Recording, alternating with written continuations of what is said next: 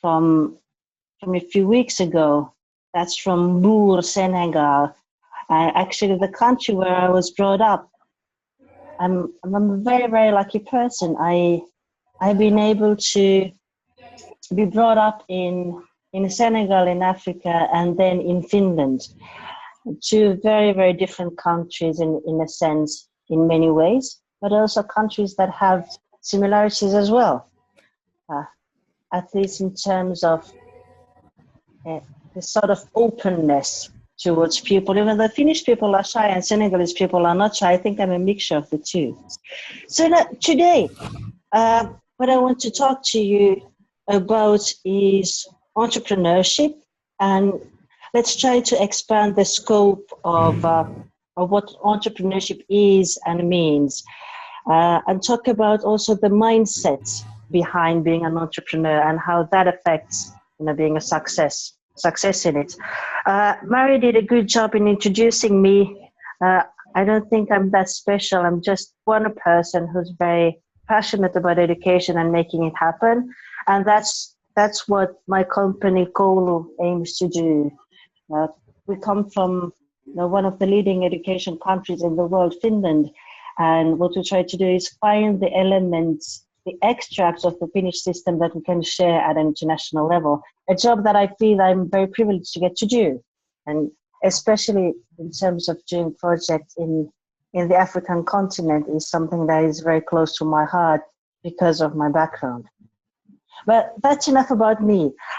There was a fantastic blog post that was written related to this webinar, and I very much enjoyed reading it. I think it was very wide and covered basically all the important elements and aspects that is regarding entrepreneurship. Oh, by the way, if there's something that you want to say in the meanwhile, interrupt and so on, feel free to do so. If I don't see you raising your hand or talking, then I'm sure Sarah will alert us. But anyways, going back to the blog post, I put here the theses that were in there about entrepreneurship, about the context, flexibility of education, how everything is entrepreneurial, the importance of physical spaces, finding niches, the need of collaboration, and continuous support for entrepreneurship. And I really have to agree with the thesis. I think it's good. However, in this short presentation, before we move on to discussing matters, I want to separate two phases of entrepreneurship, if we want to say. Entrepreneurship for me is important. It's important in all stages of life. Building that personality and character for me starts from the very early stages of education and schooling. It comes crucially in when we talk about TVET, because as we all know, at a global level, TVET is one of the main sources for new companies, for new entrepreneurs, also a field where we need entrepreneurship the most. But in here, I'm going to talk more about entrepreneurship and less about entrepreneurship in TVET, because the facts are the same no matter what we talk about. Now, the first question for me is always why? And I think sometimes it's a question that we forget to ask ourselves in education. There are three important questions in this world. There's why, there's what, and there's how. And I think too much focus every now and then is being put on the what we need to do and what has to happen. But we need to start from the why. Why do we want to do what we want to do? Why do we want to achieve some things? Now, when it comes to entrepreneurship means that we want to have more companies. We want to have people establishing their own things, creating their own jobs, rather than have people finding jobs in existing companies. But that raises the question of what type of companies do we need?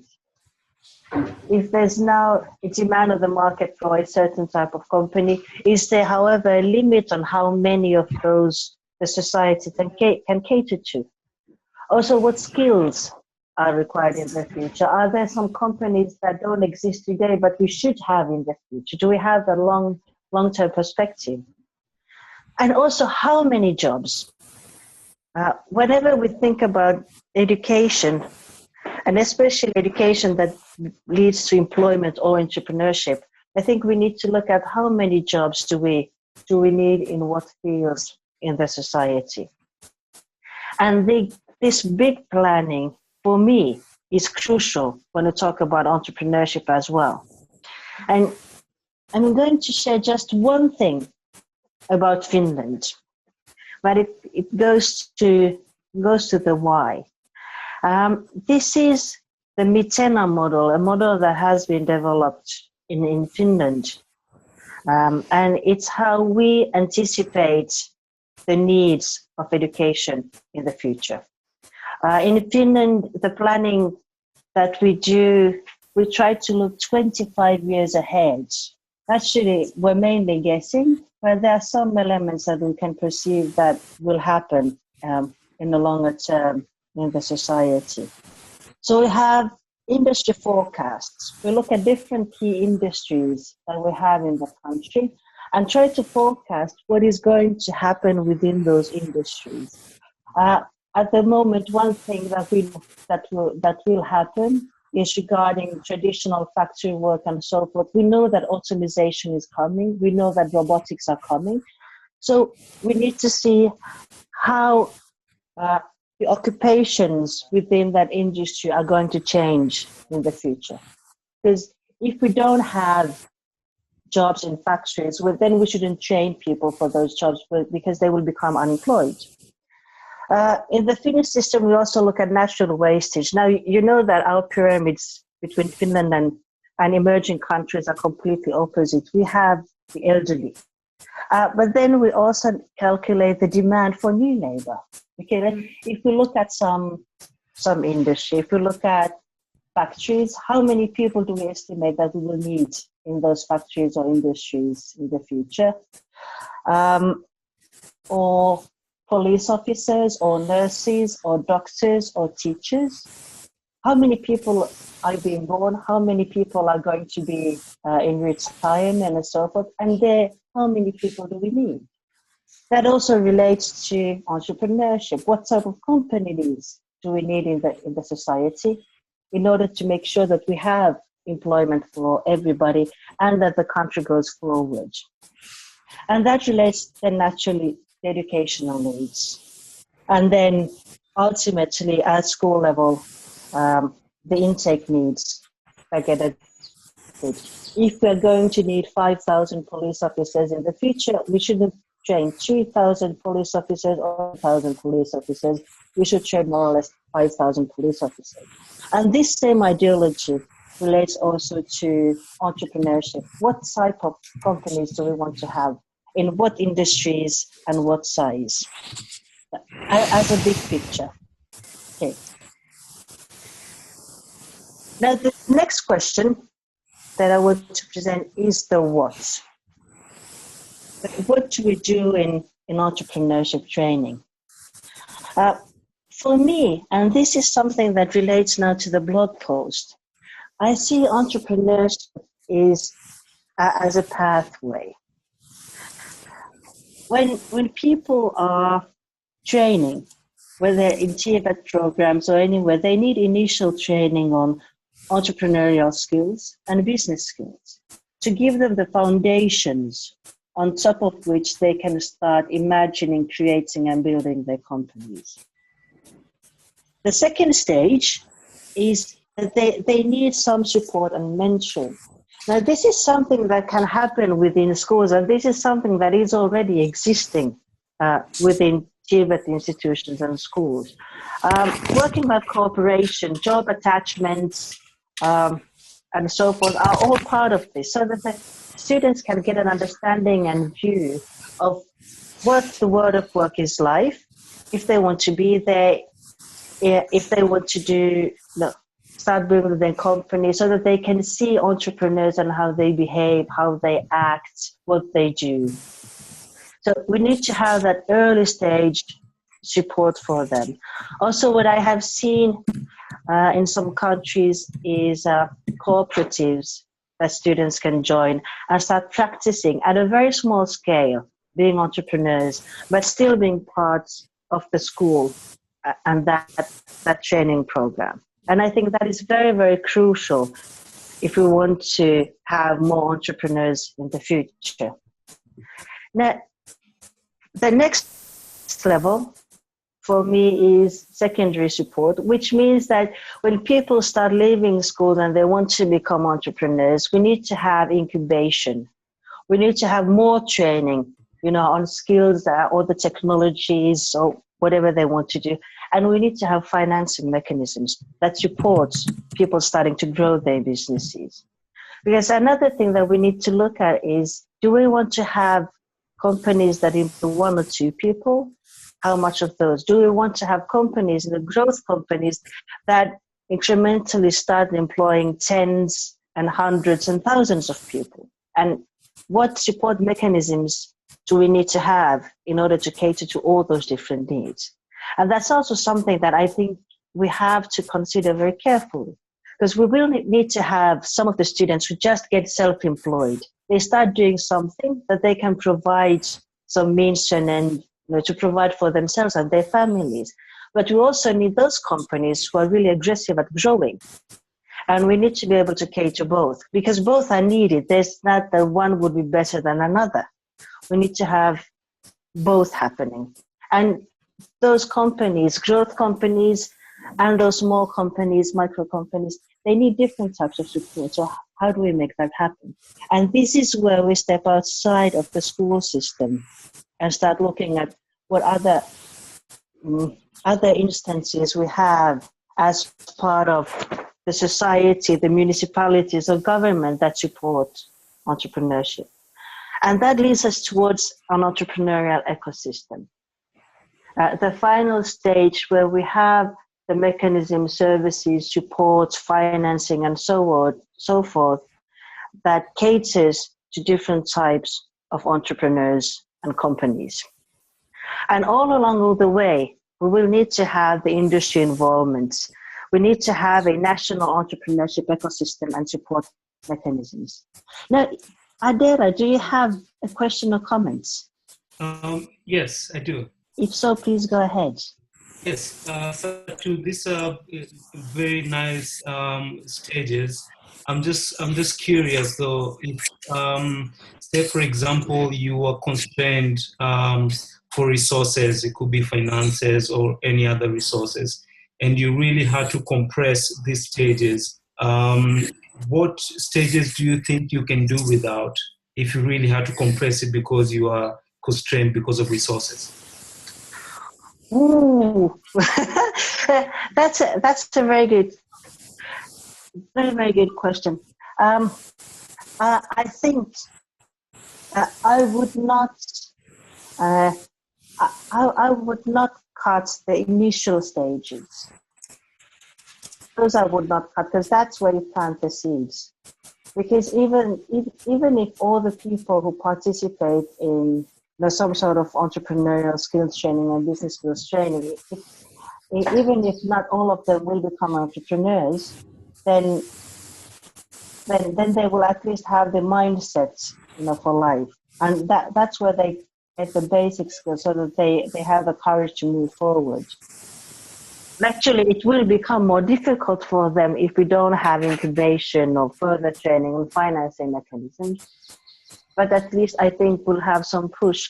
Because let's say if we cut the initial phase and we have the incubation, the further training, financing, all that in place. But if we get people that don't have the mindset and the very, very basic skills to become entrepreneurs, I think we'll have more work to do there. But I also see that, part of it, like incubation and those things, they can be part of the private sector. Incubators can be privately owned. So in that sense, it's not like I would have to or you would have to provide everything. Does that make any sense to you? Yeah, in a way, yeah. It's a tough question, Because another way is saying, let's have incubators and, financing and so forth. So whoever wants to come in, they have like this feeding platform. So that's another way to look at it. Okay, So yeah, cool. that's why all in all, in a sense, that's why I think that we need to have these stages that people can go through. But that's more in the society, not within the school. Schools usually can't and won't provide financing or further training, not necessarily incubation. They can support early stage, small scale incubation, support mentoring, but then we talk about real incubation. That's usually not part of the schools anyway. Okay. Cool. Thanks. No, that was a very, very difficult question. I'm sorry. Okay. I was just curious. Sorry for putting you on the spot. Please do. And anyone else, if you feel like, I think it's a good thing to ask anything and put anyone on the spot. And tough questions are good questions, right? So I loved it. Thank you. Good. Okay. Yeah. For me, there are two different things that we need to work on. One is the entrepreneurial mindset. That's the attitude, that's the character. And on the other side, you need to have these business support mechanisms. And that means when we look at students that come in a school, if we teach them the basics of accounting, sales, marketing, product development, that's one side of the coin. But the other side is the mindset, the character building, the problem solving, the tenacity, curiosity, creativity, and all those things. But in the middle, we have work experience that we need to give to people. Doesn't mean necessarily that everybody that has to go and work somewhere in order to become an entrepreneur. For me, it means that you need to have this touch about the real world of work and what it is like. For me, especially in TVET, we should really break the barriers between school and the industries and TVET within the industries. If we could have TVET without schools, I think that would be the best thing we could have.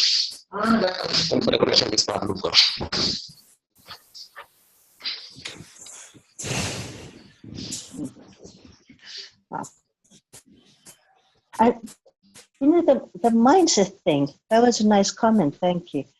There are these listings about an entrepreneurial mindset and what it takes to be an entrepreneur. And if you take that list and then you start looking at 21st century skills, which we talk also a lot about in education, your problem solving skills, your group working skills, I'm sure you're more than aware of the list. They are not that separate. Very often part of the 21st century skills is entrepreneurial skills. I think sometimes they refer more to business skills than necessarily a mindset skill. But the 21st century teaching methods and so forth, they really gear you towards having an entrepreneurial mindset. Going out there, figuring things out, making your own way.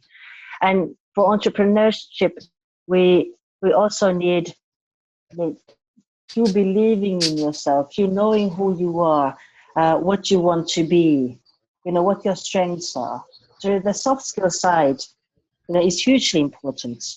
It's hugely important because the technical skills is something I always pick up on if you have the right character. So it's a combination. Personally, I believe that, the character building, the traits that you have in you and building on your strengths as an individual are even more important than the technical things, because those you can Google. But you can't Google finding out who you are, what you want to be, what your strengths are, what you really can do and achieve in life. Those need some facilitation. Those are harder to Google. But how to do accounting, how to do sales, you can YouTube, Google, and use anything you want for those. Now, this is the list that I got from the blog post about your views on entrepreneurship. And what I absolutely loved about this was that creativity, culture, people were like the main words that came out.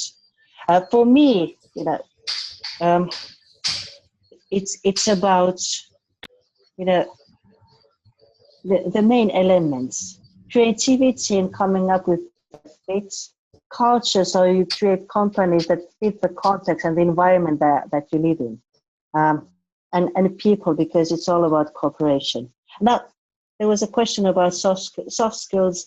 For me, soft skills are uh, the problem solving skills, communication skills. Um, but I love mentoring, so mentoring skills as well. Also, creativity and how to foster creativity in people. But there's a lot.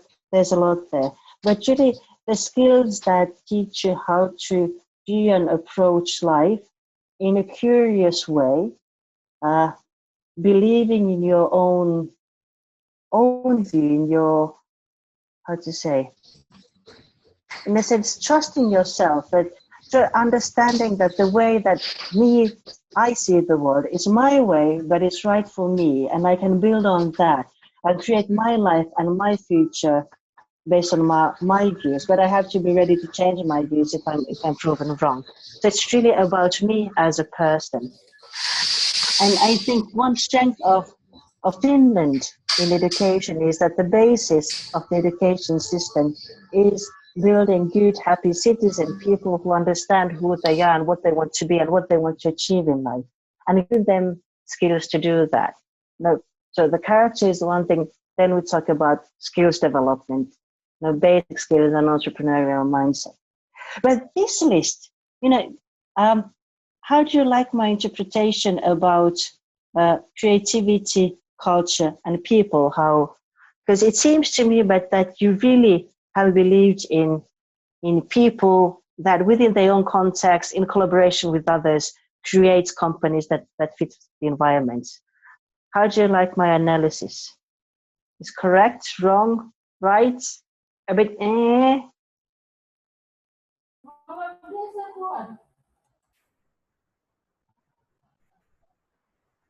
Can you say again?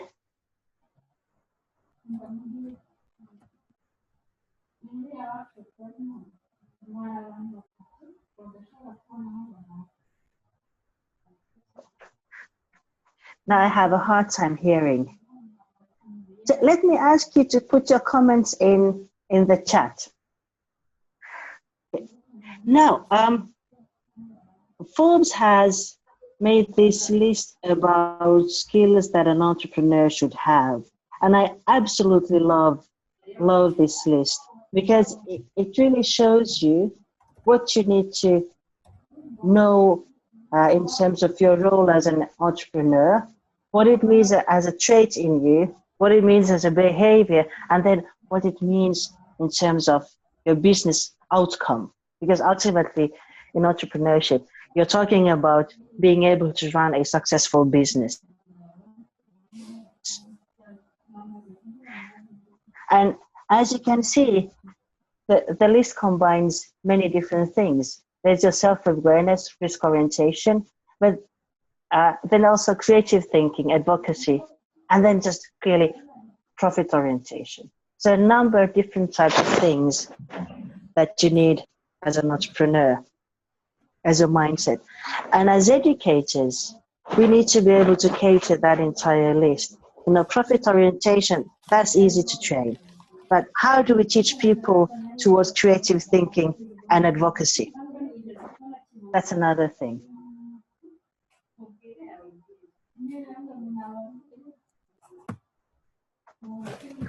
I think you're going to have the presentation, so let's not spend too much time in going through everything, but just as a practical example of what we want to think about when we think about entrepreneurship.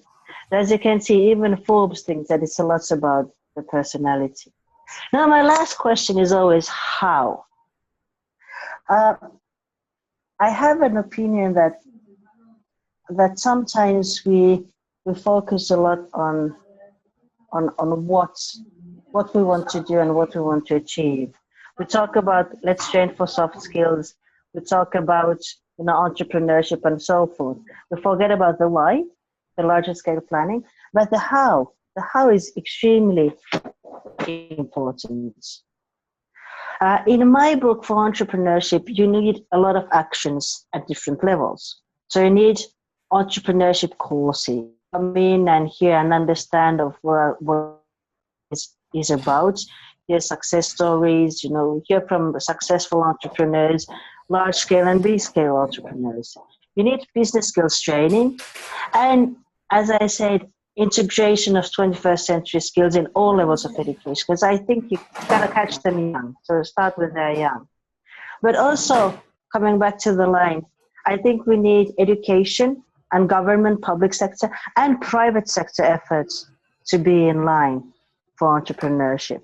That means that at schools, in TVET institutions, or universities, even primary schools, they have a certain role to play.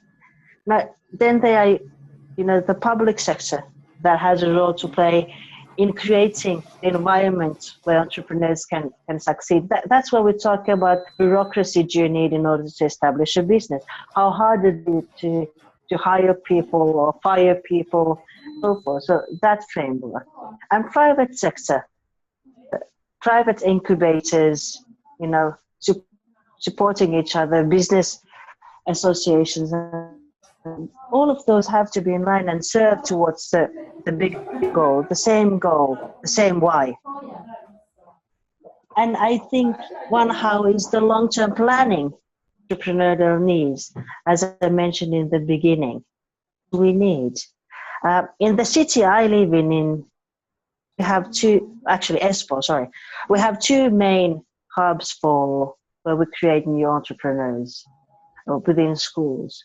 One is within the university, and what they have is a strategy growth startups, meaning that they cater to usually university students who want to start technology-related companies that intend to grow and become very large. So the next Nokia, Jovios, Supercell, and so forth, they try to create those.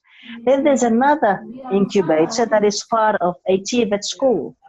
And that incubator caters towards service sector and handcraft micro-sized companies. Because in this society, in this municipality, there's a need for both. So then there are two main centers that caters for the various needs that there is. But this list could go on, and this is actually where I wanted to end my part and start asking you, what do you think? And what works in your context? What is the how? What are your thoughts? And what regarding the presentation, and also what are in your book the hows that should happen in order to boost entrepreneurship and TVET? And really, this is where I want to open the floor to the great experts panel that we have present.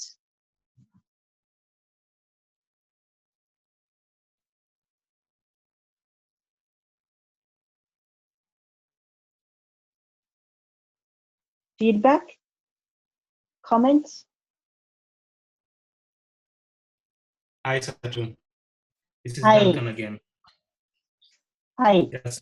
Hi. So nice, very nice presentation. I think one of the key things that really, for myself, that stand out is, having the right mindset, because you can have a lot of training and a lot of support, but if you don't have the right mindset, whereas as soon as you hit a brick wall, then you're not able to continue, then I think that is it's a huge disadvantage. So I think for me personally, especially here in this region where there are not many big startups per se, so most of the startups or entrepreneurs are made up of small groups of people. I think mindset really plays a big role, where as you see any challenge as an opportunity to learn and not giving up. So that would be my my only input. Yeah. That's a good one. Thank you. Patty, you have something to say? Yes, Satu, can you hear me? Yes. Hi, everyone. Satu, I couldn't agree with you more, and also with the previous speaker on the issue of mindset, and also on the jobs that will change very much, and how schools and education sectors and education and training sectors need to be responsive and focus on the development of soft skills together with other skills. Because from your list, it was very clear that what an entrepreneur needs to have, or what any job seeker or job creator needs to have in this century, is emotional intelligence. And that only comes from training in the soft skills, and also in terms of self-awareness and self-direction. These are the important things, and in many of our education systems, there is not enough emphasis on these things. So it's not only necessary for entrepreneurs, but also for everybody else in the education and training sectors. And you are quite right. For example, when we look at the jobs that are, how do you train for these jobs if you don't even know what they are going to be? Because about 10 years ago, we wouldn't have dreamt of, for example, the job of a cloud services engineer, something that is existing today. And for example, in the future, we might have a job like a corporate disorganizer, somebody who shuffles hierarchies to create a startup culture for encouragement of innovation. So how do you train for these? The best way is, along with other skills, the cognitive and other skills, is to train for the soft skills, and especially emotional intelligence. I really fully agree. I have small children. My eldest, she's now 9 years old. She's a second grader, and she will be she'll be working until the late 2070s, around 2080. And none of us know what the world will look like in 2080. But somehow during the next years that she spends in our education system, we need to make her ready so that when she exits the system, she's going to be in for a few years now, but even so, when she exits, she has to be able to manage and succeed up until 2080. So that really, shows how much more we need to work on the emotionally intelligent, her ability to adapt to a world that keeps on changing, rather than the technical skills. Of course, it needs, math, science, and those other skills. But even more so, have the right mindset and approach to life and living to succeed. Otherwise, we will be spending money and training and retraining. That's not nice for everybody, because that also not able to make it will then have to deal with failure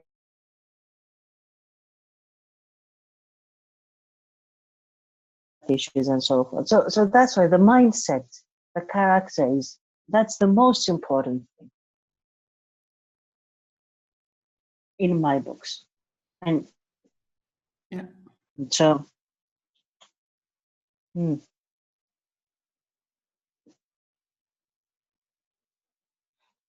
something that I've noticed in when we look at TVET in the African continent is that there's a lot of talk now about moving from supply-driven to demand-driven training, which is good. But I always try to ask, how about, the things that go beyond the demands of today and the demands of tomorrow.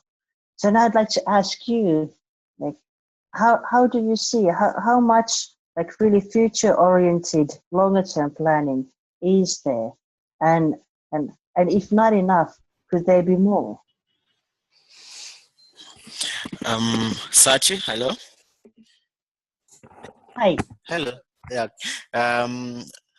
Looking at the environment where I work and live in here in Kenya, I tend to believe that the government and also most of us as companies, we have always been doing the chasing after. Because if you look at what is happening currently, I agree with you that the traditional job environment is fading away and it's becoming very narrow. And many more people graduate from institutions like of higher learning, they find themselves without a job or jobs. And if you look at it critically, there are new emerging jobs that not even the government or our education system is trying to address. For instance, recently we just noticed that there's this kind of a sewing machine that is handheld. It is equivalent to the size of a stapler, meaning that the traditional sewing machine or the sewing machine is going to be phased out. This means that the art of repairing or mending clothes is going to be reduced to household level, where you just pick that machine and you fix your own clothes. Where does that leave people who are coming from TVET with the same skills of tailoring? It means that they need now to start focusing on how to repair these machines that are coming up, or even finding better ways of engaging the masses on how to use these kinds of tools. So I think there's no preparation for long-term planning in terms of where the industry is leading to. And I'm afraid that we need to start planning on the same. If we are talking about entrepreneurial mindset, that is supposed to support the education environment and also job creation environment. That was a really good example. Thank you, Victor. Do you have any, like, in your context, what would be your how? My how to do it will be improving on entrepreneurial courses that we have. For instance, we could make good use of people who produce knowledge products that, no matter how simple a project or a course or activity you are doing, we need to develop manuals to improve on how this can be translated into education. Millennials these days, they are not interested in what the populations in yesterdays were interested in. Somebody can easily make a living out of selling menu on how to prepare local and traditional foodstuffs. So this can contribute to curriculum and enrichment in online courses, and also bearing in mind integration of 21st century skills into education system.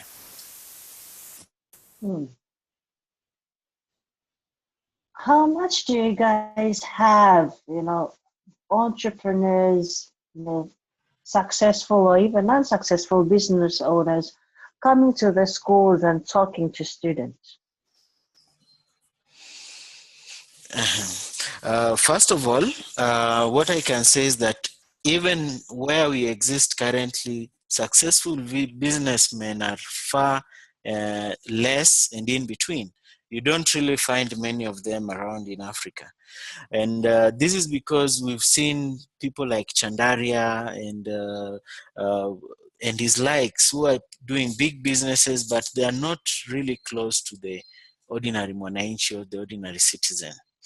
So what we like to do is that we need to encourage for those who are already succeeding, even in simple ways. We don't need to focus on celebrities, but there are those people who are doing simple ways of businesses and they succeed, like the guys from Uganda, the Fundibot, who are making robotics using simple physics mechanisms, and Now they can irrigate farms and do proper agricultural activities with those kinds of robots.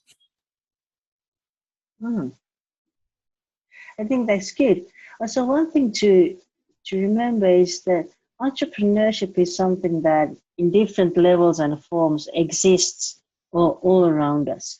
And sometimes let's not get fooled by thinking that we need to have something very, very special, somebody very, very big, or somebody very, very successful. We need to expose our students to all different types of entrepreneurs. You know, if it's just a guy who is running an accountant company where there's just one person doing accounting for others, that's an entrepreneur. That's one way of doing it. So exposing to that model, then exposing to somebody who's trying to come up and innovate something completely new or is bigger and so forth. So to show the variety of entrepreneurship. And because I think they need that exposure. I used to work in a TVET institute that had basically done it, brought the working life close to the school. The TVET institute had about over 100 different small entrepreneurs who were running their companies from within the school, meaning that the school had special premises where the entrepreneurs could rent their office, very basically. So nothing that special in a sense, just spaces that they could rent out. And then they were, when they went to work and run their companies, their offices just happened to be in the same premises with the school. Those are small companies. So if they wanted, they were giving, lecture support and so forth on entrepreneurship to boost the growth of their companies. But the other side of it was that the students who were at the school could every day see entrepreneurs. They could see them having coffee, they could see them having lunch, they could see them talking to other people, but they could really see what an entrepreneur is like, how they talk, how they walk, how they dress, what they do. And through that act as role models and a sort of mentors for the students. And that was very powerful, even though it was that simple. Do you think something like that could work?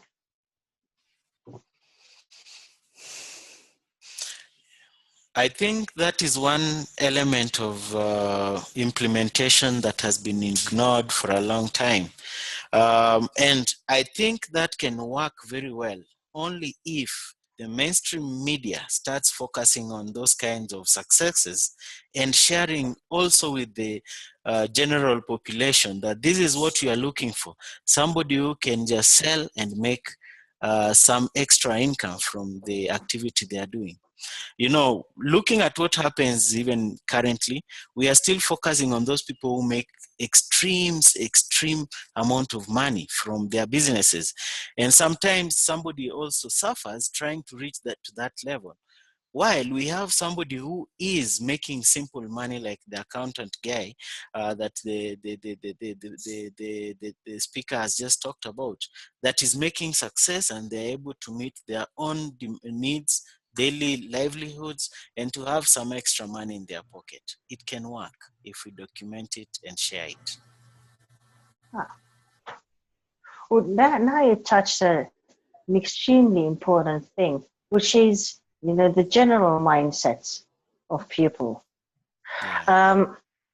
Back in the day, about 20 years ago in Finland, TVET was unpopular. It was the last choice of studies meant for those who don't do well, who are losers and doomed for failure. So those were the students who went to TVET. And then, thanks to this long-term planning, it was seen at the government level that we are going to need workforce. Too many people were going into the universities, graduating with no job skills, or they were lacking the skills. Also, there were no jobs for them. At the same time, in those blue-collar jobs, we were going to lack huge number of workers, and not enough bus drivers, not enough plumbers, not enough nurses, not enough anything. And something had to be done. So a number of things happened. We changed the education system in Finland in 2001, but also we started promoting and marketing the stories of TVET students who were doing well in life. You go to TVET, you actually get a job. You can get a job that pays you well, and you can create your own company and become your own boss. And slowly, it started to change the general mindset of people that actually, okay, you being successful in life does not mean that you go to tertiary education. Actually, being successful means that you do what you want to do, and you're successful in that. And today in Finland, we have 50% of students applying for TVET schools instead of academic studies. And those professions are valued. But there was, the change in the mindset, culturally in the society. But like you said, mainstream media, there was a lot of marketing and publicity done, and it's even done today. So I think that's a very crucial point in making any changes. Now, Sarah, do you have some comment? I see you rose your hand. Yes, Satu. I have two comments. First, just to bring your attention that there's a lot of conversation happening in the chat. The side of the chat, yes. Some questions as well, just to bring your attention. And as you look at that, I have one comment, which is a discussion that has been happening in Kenya. And this is about who a true entrepreneur should be. Who is that person? And they say largely is one person, is a person who needs to be innovative. And then another discussion that continued after that is that who is an innovator? And are we bringing up innovators in our schools? Does our school systems, are they bringing up people who questioned things analytically and critically? So it ended up going back to the education sector, because looking at where at least in the case of Kenya, where we go in and we regurgitate, we are fed things and then we regurgitate it for an exam. So that doesn't bring people who can think and be, and critically analyze things, and henceforth we do not become innovators, which eventually will make us very poor, entrepreneurs.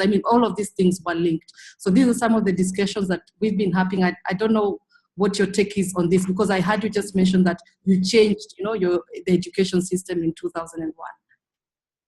Yeah, well, what happened in Finland in 2001 was that we introduced enough basic skills in TVET so that after that, TVET graduates were eligible to apply for tertiary studies if they wanted.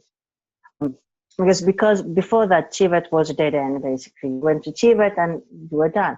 So we introduced enough of the core competencies, math, languages, and so forth, saying that, okay, now when you graduate from a TVET institute, if you want to continue at the university, you're eligible to apply.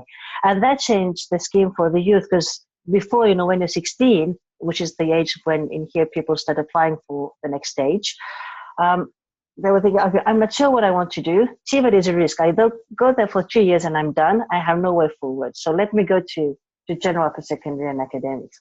But when we made the change, then they were going, I don't feel like sitting in school for 3 more years. Let me go to TVET, do something practical, maybe work for a bit, and then I can choose later what I want to do. So that was the change that we made. Now, you mentioned innovations and innovators. And I think that's a hugely important topic, because sometimes innovation, that's difficult and easy. Nowadays we talk so much about innovations, and we need innovations.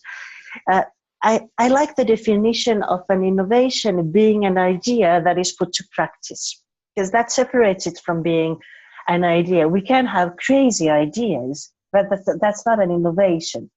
Innovation is when you get an idea that you put to practice that is somehow new. And in that regard, anybody can be an innovator, but you need to have some skills, some training, something, so that you are able to start moving forward with your idea and put that into practice. And after that, innovation can happen at major level. There are those who design ways to take us to Mars, and then they're just a cleverer way to do accounting, if that is possible. Also, I see, I've seen really great examples on TVET and so forth in Rwanda. The work on on cooperatives within TVET institutions was very powerful. I was very impressed when I saw that.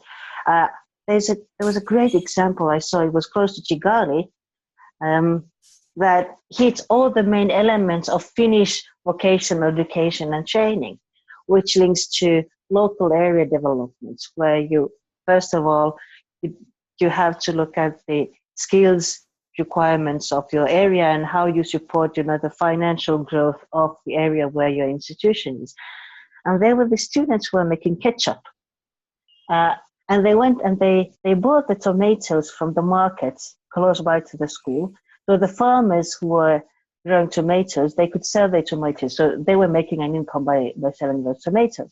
And the students took the tomatoes back to the school, turned that into ketchup, and went back to the market, and they sold that as ketchup. So they refined the product.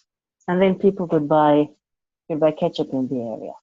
And at the same time, it was a simple way for those students to learn about entrepreneurship. The basic process of you purchasing things and preparing, marketing, branding, selling. But I think that was a beautiful, very simple example, and something also very powerful for the youth on how to take them to the next step and forward. Satu? Yes. Satu, this is Mary speaking. Hi, Mary. What I'd like to say is I think this is a great conversation on some critical issues in education systems today. And I like the questions that have come up in some of the discussions. And also, of course, as I warned at the beginning, Satu, to all our colleagues, you would have questions for us. The how questions and the what questions and so on. And I think that one of the aspects, or one of the earlier questions about, if we're looking at education systems and you are working with limited resources, where do you make the changes? And you were talking about making changes at early education rather than at secondary level, or is it at secondary and tertiary? These are some of the issues that are faced by policymakers. And I also felt that some of the other aspects that you brought out, Satu, like the fact that actually, and even your introduction, where you were looking at the context of Finland and the forecasting and the kinds of futures tools that you were using in Finland to look at the trajectory of where education is going, where are jobs going, how are education systems responding to the markets.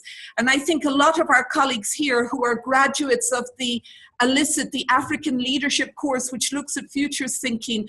I was saying in the chat, I love this kind of thinking.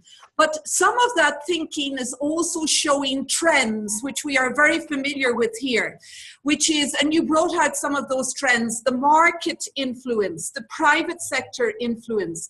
And in fact, that influence may be at one level more than another level, at tertiary level more than secondary or primary level, and whether that is creating inequities in the systems.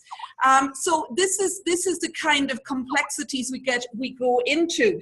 But I thought that one of the aspects that's coming out in this conversation is when we say changing mindsets and changing mindsets in terms of innovation. And I think we tend to think of changing mindsets of students. And a lot of the conversation, a lot of the dialogue is around learners, and it has been for a long time. But actually, as we head in towards the Sustainable Development Agenda, that is shifting back to teachers. And for a long time, we never spoke about teachers, oh, they're there and so on, but it's the learners, we have to change the mindset. But I think it is also about changing the mindsets of teachers and school systems, and also looking at, even from this conversation, two interesting aspects. the macro policy aspect and the micro small successes aspect. Because very often we think, as you were saying, Satu, and other colleagues were saying, that change and innovation has to be huge and so on. Actually, change in practice and innovation in practice can come out in the daily practices of teachers who are given the space to experiment with new methodologies, with new pedagogies, with new outreach to local entrepreneurs. It doesn't have to be very big, but actually, if you capture these small changes and these small innovations and use them as case studies and data to inform the bigger macro picture, you know what? It doesn't have to be this, huge, machine-changing policy. And I think that, I need to stop here, but Satu, you had opened the discussion with the 7 theses, which came out of the AKE initiative, a very small initiative, bringing a group of young entrepreneur potential candidates together and creating conditions for them and seeing what we could learn from it. And things like flexibility in education, giving space for learners and teachers to experience the flux and flow of entrepreneurship and what that means, and how to fiddle around with tomatoes and ketchup and new sewing machines and all of that. I need to stop here, but I just think that this is a very interesting conversation, and we need to look at innovation in all its parameters, from learners to teachers, from pre-primary to primary to secondary to tertiary.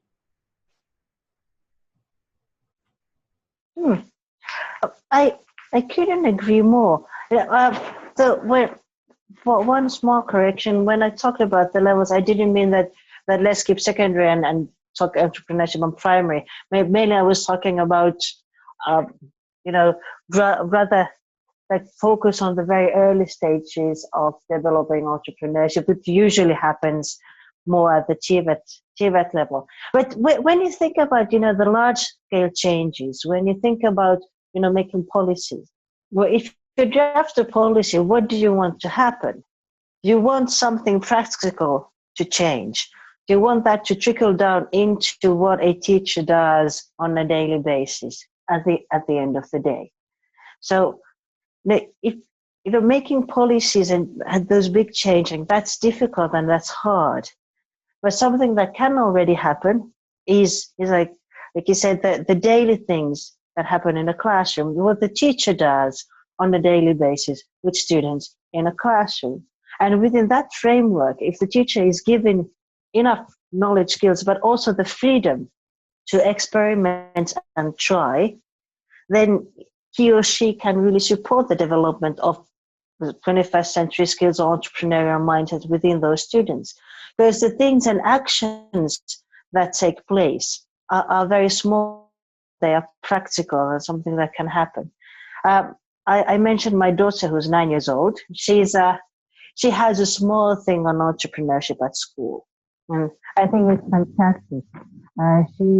They're going to have a small entrepreneurs day when she can bake something at home and bring that to school and sell that in school.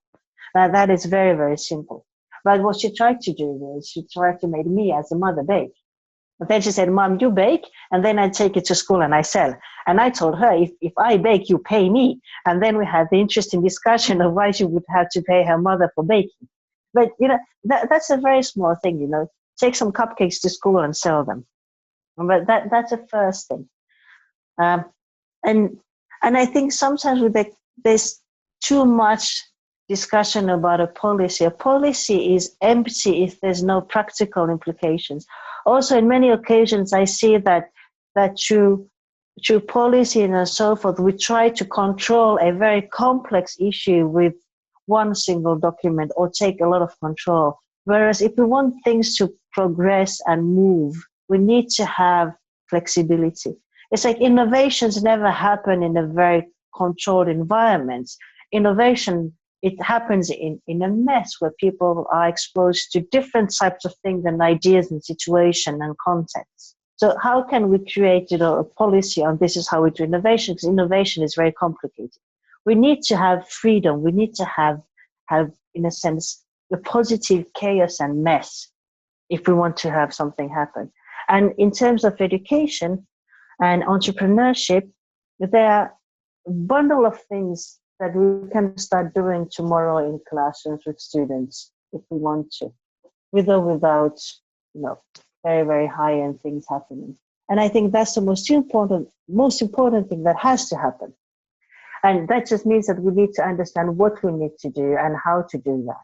But the what is already there, it's the new approaches, it's the new pedagogy, it's student-centeredness, it's project-based learning, it's phenomenon-based learning, it's a flipped classroom, those type of things that support the development of new thinking skills in students.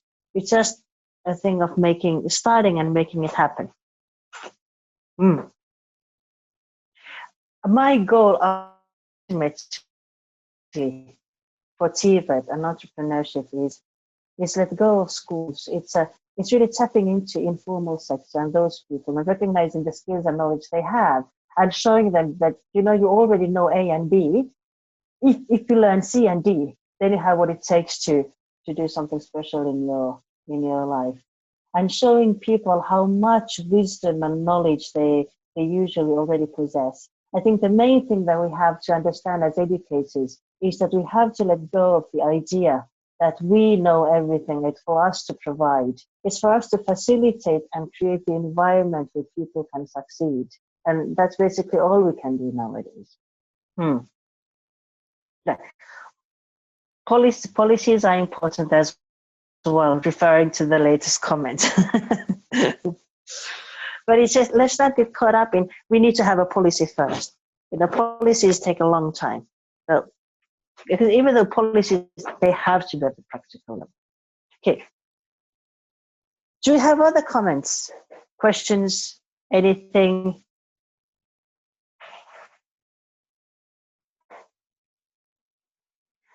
I think something, I'm showing my contact details.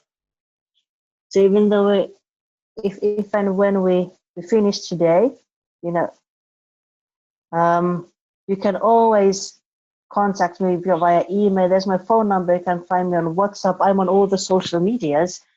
Mind you, there are 132 people with the same name in Finland. So try to check for the right face when you look for me in social media. But everybody feel free to be in touch as we can continue the conversation in other forums and in more detail, because this was a very, very short time. And I could spend a week.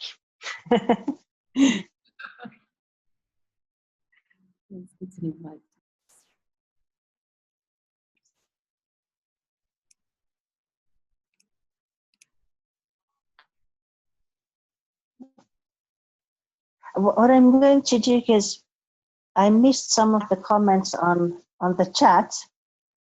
So I'm going to go through them and continue, if you want to continue the conversation there as well. But I think unless somebody has something very, very important that he or she wants to say or share right now, then I'm going to pass you my thanks for this very, very interesting and nice session, and hope that you'll be in touch. Yes, please go ahead, Gununa.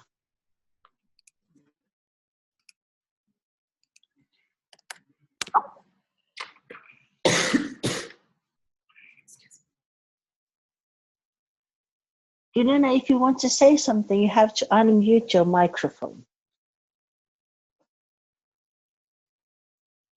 Oh, your microphone there.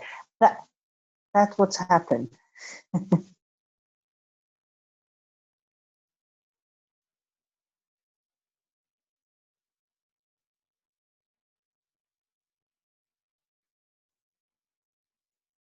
Oh, that's nice.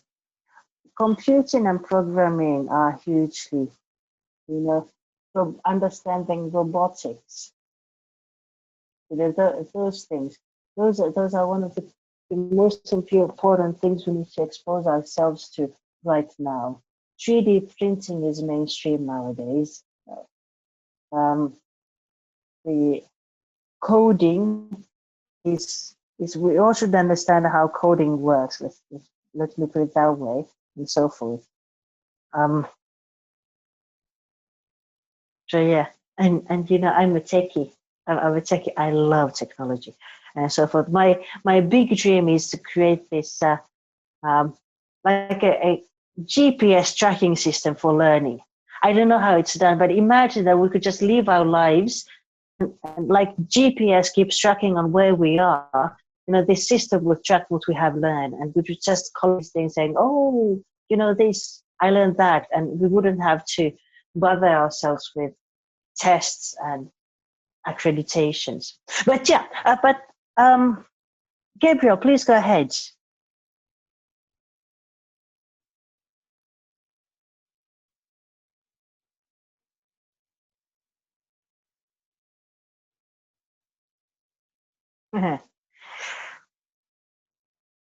Okay, but I'm going to be quiet for now. I'm going to shut down my microphone. I want to thank you. Please be in touch. I'll be available in the chat room for some time if you want to continue over there, because then it's easier for me to focus on one thing. But thank you, and to my Senegalese friend, Jere Jeftubare, Asante Sana, and that's what I can remember for now. Satu, you cannot quite go until we say formally. I see everybody's coming in there and saying thank you very much for the session. We still have more to share. That was just an introduction. So that was Victor and other colleagues are commenting. Satu, I think you have opened a discussion that is just the beginning of a deeper discussion that, as you said, we need to bring into other forums. And what a great expert entrepreneur yourself to open that discussion. And I know, Satu, that we were lucky to grab you, that you're actually based in India at the moment, if I'm correct. I came back yesterday evening. Oh, okay. But you're a globe trotter, and I saw from your picture that you had up earlier that you had the background of Senegal from the ADEA conference that we both attended recently, and so on. And this is to say that this conversation is the debate in education at the moment, colleagues. And this is only the beginning. We need to learn from each other. We need to learn from the examples that you're giving in Rwanda, in Kenya, in Uganda, in South Africa, in Senegal, in East, West, North and South Africa, from Finland, from Europe, from US, from India, from South America, and so on. What are the models that are emerging? Because in many ways we are at a threshold in education. It is the best of times and it is the worst of times. It is like a policymaker's nightmare, and yet there are so many possible and exciting scenarios. And we do have the potential to actually transition and are transitioning into these new scenarios. And all I would like to say is thank you for opening the discussion, Satu. And as you said, the forum is continuing in the Leadership Network for Sustainable Development in the blog. And you will see the blog that Satu has started up. You will also see the blog and you will also, and you can hear that there's someone else in the background instructing me. It's Sarah over here. And you will also see the blog that Mina has started up. Mina is Dr. Mina Horstwitz, who is from Finland as well, your compatriot, Satu. And they have actually conducted very dynamic research called living lab research. What I like about it, colleagues, is exactly what it says on the box. It's a living lab. We actually learn as the models, the new models are emerging. They capture what are these models telling us? What are the implications for how we learn? What are the implications for alternative models for learning? And that was where Satu presented the 7 theses at the beginning. And in fact, the very first one is that there is no one solution. Context matters, what we are learning from each other's context. And also that we need to understand context and we need to understand the marketplace. Enough. Let's stop this talking or it'll go on all night. Thank you very much, Satu. Thank you very much, colleagues who turned up. We want to hear more. Please go into the blogs. And thank you very much, Sarah, who's on my right, directing me and who organized all of this. Thank you, Satu. Thank you, everyone. Thank you for taking your time for this interesting conversation. I would like just to let you know we'll be having this monthly interesting conversation with experts. Spread the word. Yes, so spread the word. And yeah, every month you'll be seeing a message from me. So please come in. We'd love to hear your thoughts about it. Because this is what the Leadership Network is. Yeah, we want to hear from you. So thank you for your time. And I want to wish you a good evening. And for some of you, good lunch. Holiday break. Yes. And a happy Easter. Exactly. Yes. Thank you. Okay. Thank you. Thanks. Bye. Thank you. Thank you. Okay, thanks. We can just go as we are the last to leave the room in case others are typing. Yeah. Okay. I will be sending.